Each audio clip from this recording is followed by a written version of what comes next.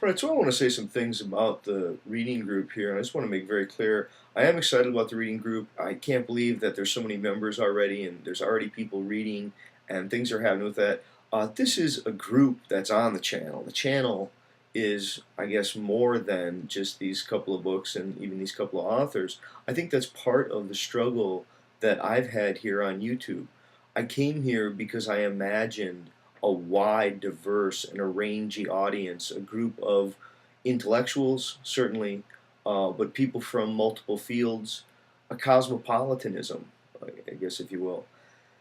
And I, in my own work, have struggled against disciplinarian boundaries. I'm very uncomfortable with saying, here is the particular field that I'm, located in. That's part of the appeal that communication theory has always had to me. Communication as a field is a multidisciplinary field, and it draws upon everything from ancient philosophy to psychology to sociology to philosophy and history. It also draws upon contemporary neuroscience and studies of literacy and history of communication technologies and semiotics and ethology. Communication, in some way, is a meta discipline, it's transdisciplinary.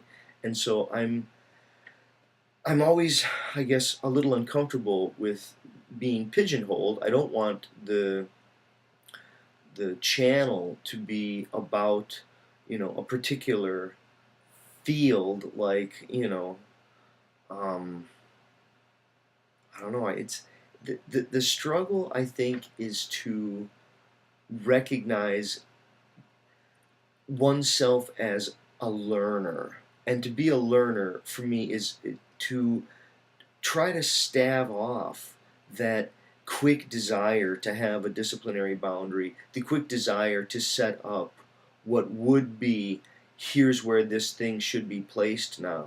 I think sometimes people who um, yearn for some kind of pigeonholing or placement, or they want to say, well, where exactly is something to go, something that's across multiple genres or multiple boundaries. And I think that's partly what a deconstructionist work does. Although I want to stress against that as well. I do not see my own work in any way as a deconstructionist program. If someone looked at my blog, and please, if you haven't checked out the channel page and the listed website there, which has a blog of suggested readings and aphorisms and some other resources there, but if you haven't looked at that, I think to many people who are within the National Communication Association, it's not that they're irritated by it, but I think they struggle to see how that represents the NCA discipline or field. I think if anything, people say, well, wow, these are people from all kinds of disciplines. They span the history of thought, and I think that that's true. I think it's not as if the only people who have said significant and important things about communication come from a degree in communication. I think that's ridiculous. Tons of people who everything from poets to scientists to philosophers, historians, politicians. They've all made great contributions and insights into language, how language is related to thought, how language and thought are related to social relations. And so I guess for me, part of this channel is trying to promote multidisciplinary, cross-disciplinary, anti-disciplinary, and a more of an intellectual climate.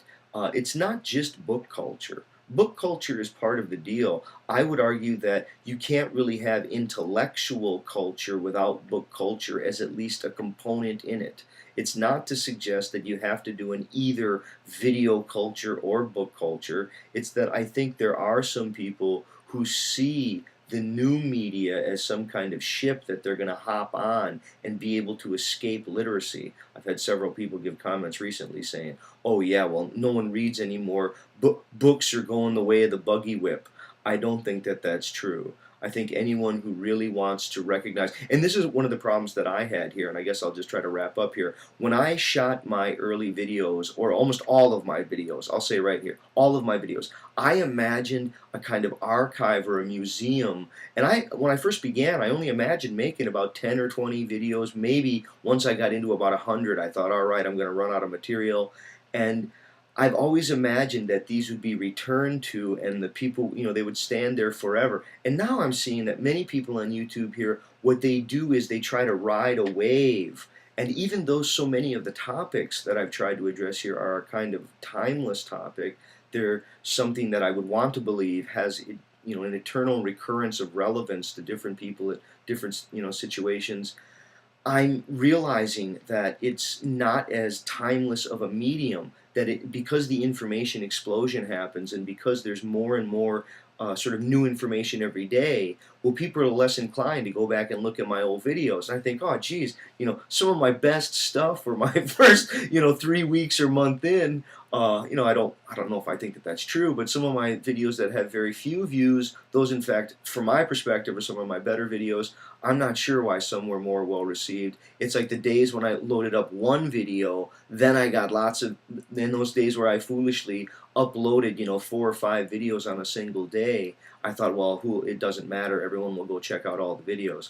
I guess that's just not the case. But I think that itself, this notion that you're just going to leap out of book culture and just into the electric culture, the new media, I don't think that that's going to work. I think you're always going to have a component of both. You don't have to have it either way. I think, if anything, there has to be some people are going to have to be able to move in these new electric environments. I think that may be the case.